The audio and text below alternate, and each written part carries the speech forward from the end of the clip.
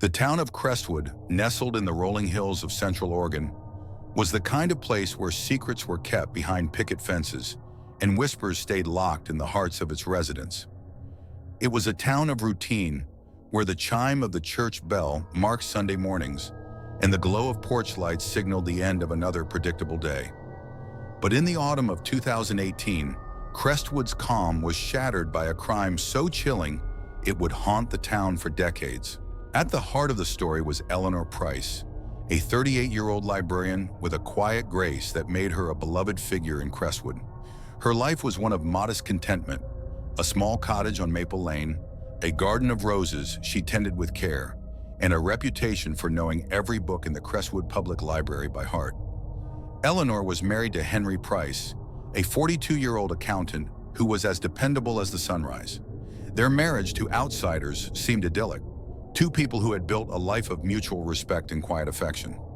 But beneath the surface, Eleanor's world was unraveling.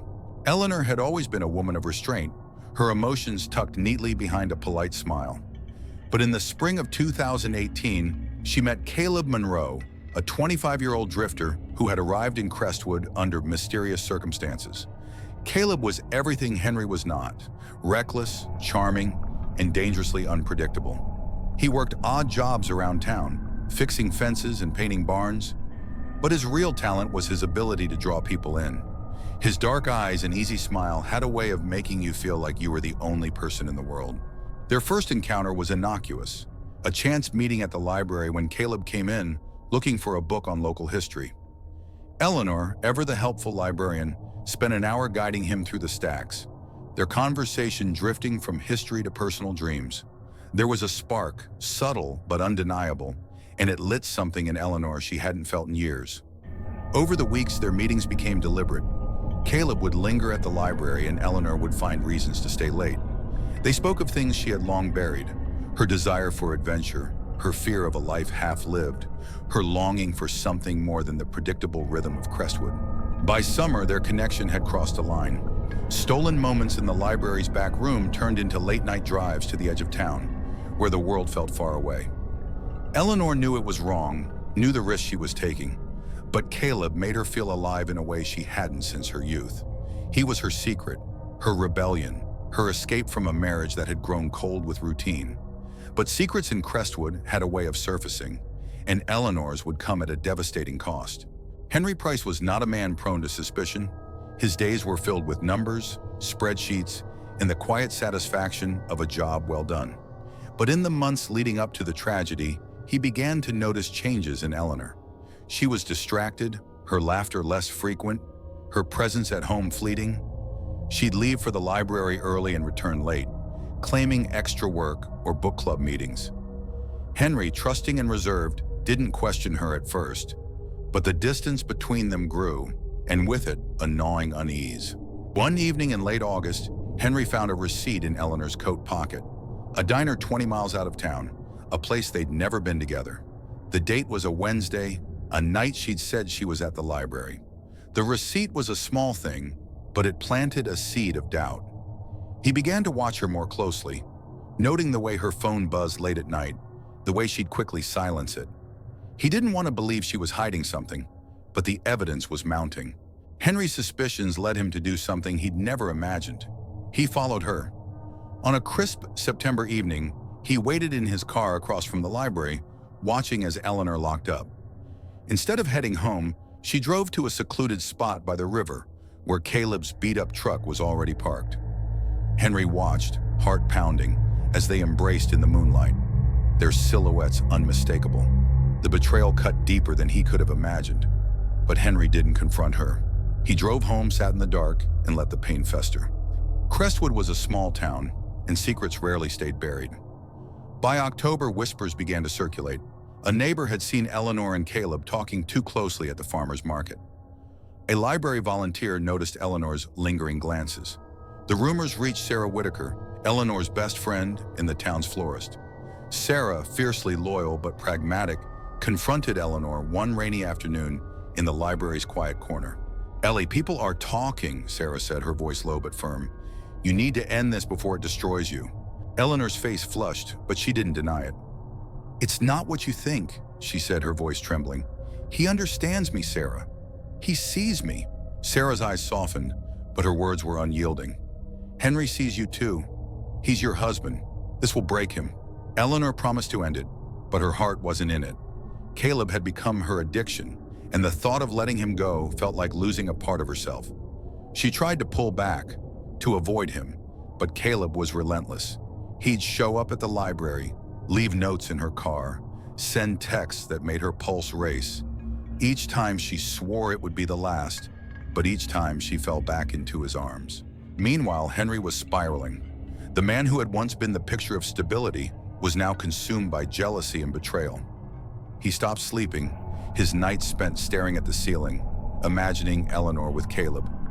He began tracking her movements, checking her phone when she slept, piecing together the extent of her deception. The more he learned, the darker his thoughts became. He didn't want to lose her, but he couldn't live with the humiliation. Something had to give.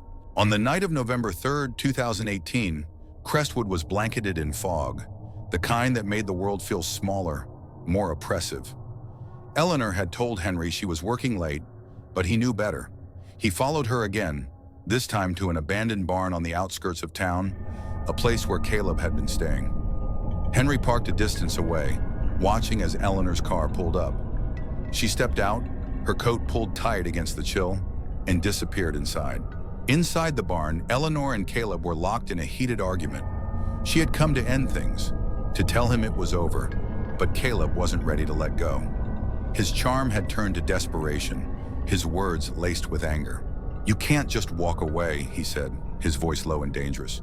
"You need me, Eleanor. You said so yourself." "I was wrong," she replied, her voice breaking. "This was a mistake.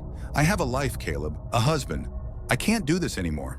Caleb grabbed her arm, not hard enough to hurt, but enough to make her flinch. "You don't get to decide when this ends," he said. Outside, Henry watched through a crack in the barn's weathered boards. The sight of Caleb's hand on Eleanor's arm was the final straw. Something inside him snapped. He didn't think, didn't plan. He stormed into the barn, his face a mask of rage. "Get your hands off my wife," Henry roared. Caleb turned, startled, but his surprise quickly turned to defiance. "She doesn't want you, man. She's mine." The words were like gasoline on a fire. Henry lunged at Caleb and the two men grappled, their shouts echoing in the empty barn. Eleanor screamed for them to stop, but her voice was lost in the chaos. In the struggle, Henry's hand found a rusted crowbar lying in the hay. He swung it without thinking, the metal connecting with Caleb's skull. The sound was sickening, a dull crack that silenced the barn. Caleb collapsed, blood pooling beneath him. Eleanor froze, her hands over her mouth, her eyes wide with horror. Henry stood over Caleb's body, the crowbar still in his hand, his chest heaving. For a moment, no one spoke. The fog outside seemed to seep into the barn, wrapping the scene in an eerie stillness. "Henry," Eleanor whispered, her voice barely audible. "What have you done?" Henry dropped the crowbar, his hands trembling. "He was going to take you from me," he said, his voice hollow. "I couldn't let that happen." Eleanor's mind raced. She loved Henry despite everything. She couldn't bear the thought of him going to prison, of their life unraveling completely. But Caleb was dead, and there was no undoing it. In that moment, fear and loyalty collided, and she made a choice. "We have to hide this," she said, her voice steady despite the terror in her eyes. "No one can know." Henry looked at her, stunned. "Eleanor, we can't." "We have to," she interrupted. "For us, for our life." Together they worked in silence, their movements mechanical.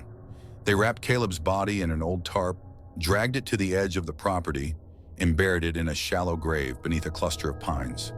The fog concealed their work, and by dawn, the barn was empty. The crowbar cleaned and returned to its place. They drove home separately, neither speaking, the weight of their secret settling between them like a third passenger. For weeks, Crestwood buzzed with speculation about Caleb's disappearance. He was a drifter, after all. No family, no roots. Most assumed he'd moved on, as drifters do. But Detective Laura Bennett, a seasoned investigator with a knack for spotting lies, wasn't convinced. She'd met Caleb once, at a diner where he'd flirted with her over coffee. He didn't strike her as the type to leave without a trace. Laura began digging, starting with Caleb's last known movements. She interviewed townsfolk, pieced together his odd jobs, and learned of his frequent visits to the library. When she questioned Eleanor, she noticed the librarian's unease, her hands fidgeting, her answers too careful. Henry, too, seemed off, his usual calm replaced by a nervous edge. Laura's instincts told her something was wrong, but she had no evidence, only a hunch. As winter settled over Crestwood, Eleanor and Henry tried to return to normal. They attended church, hosted dinners, smiled at neighbors, but the secret gnawed at them. Eleanor couldn't sleep, haunted by nightmares of Caleb's lifeless eyes. Henry grew distant, his guilt manifesting as irritability. Their marriage, already strained, began to fracture under the pressure. Laura's investigation gained traction when a hiker found a piece of tarp in the woods, stained with what tests confirmed was human blood. The discovery led her back to the barn, where she found traces of Caleb's DNA in the hay. The case was no longer a missing persons. It was a murder. Laura's focus narrowed on Eleanor and Henry, and she began tailing them, watching for any slip. The turning point came in January 2019, when Eleanor broke. The guilt was too much, the silence too heavy. One night after Henry fell asleep, she drove to the police station and confessed everything. She told Laura about the affair, the confrontation, the murder and the cover-up. Her voice was steady, but tears streamed down her face as she spoke.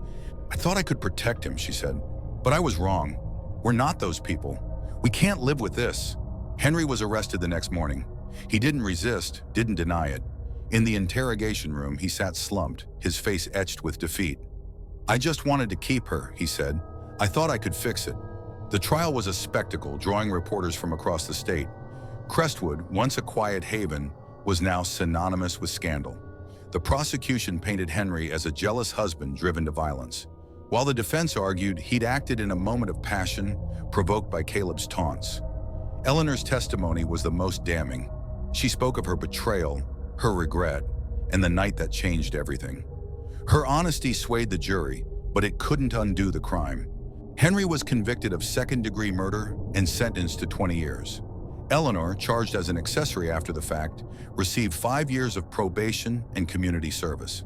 The library let her go, and she moved to a neighboring town, her reputation in ruins. Crestwood tried to move on, but the story lingered. A cautionary tale whispered in coffee shops and church pews. Laura Bennett closed the case, but it left a mark on her. She'd seen betrayal before, but this was different. A love so fierce it destroyed everything it touched. As she drove past the barn one last time, now boarded up and abandoned, she wondered if Crestwood would ever be the same. The pines where Caleb was buried stood silent, their branches heavy with snow. Beneath them, the earth held its secrets, but the truth had found its way out. In Crestwood, the fog had lifted, but the scars remained.